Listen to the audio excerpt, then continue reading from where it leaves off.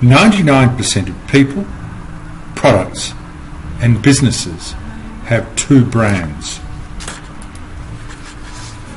The world's second wealthiest man, the founder of Amazon and Blue Origin, Jeff Bezos, defined a brand as what people say about you when you're not in the room.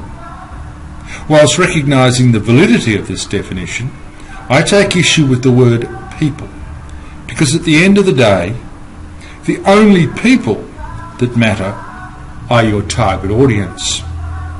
A better definition might be what your target audience says about you when you're not in the room.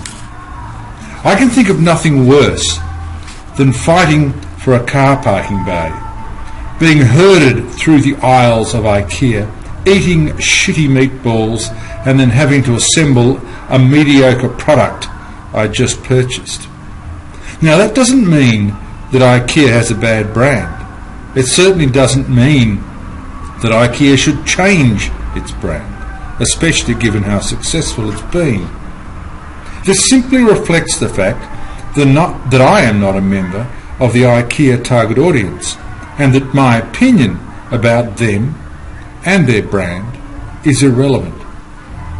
An optimal brand will inevitably alienate some audiences.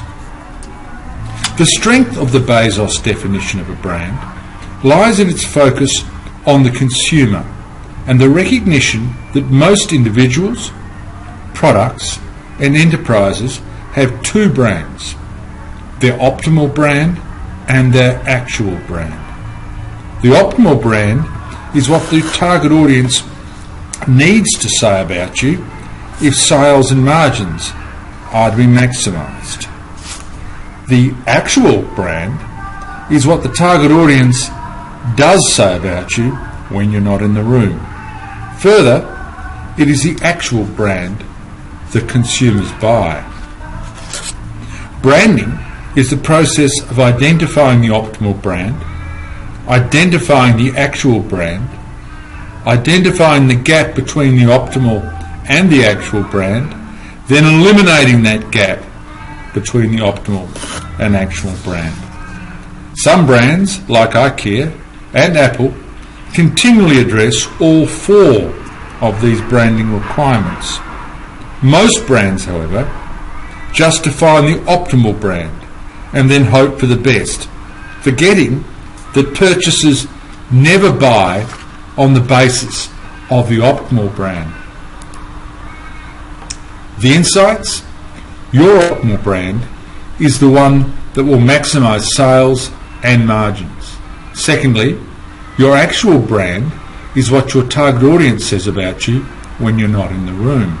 And thirdly, it is the actual, not the optimal brand that your target audience buys or does not buy, as the case might be. Some questions to ponder. Firstly, what is your optimal brand? What will maximise your sales and margins? Secondly, what is your actual brand? What does your target audience say about you or your brand when you're not in the room? And thirdly, what is the gap between your optimal and actual brand? And what strategies do you have to eliminate that gap?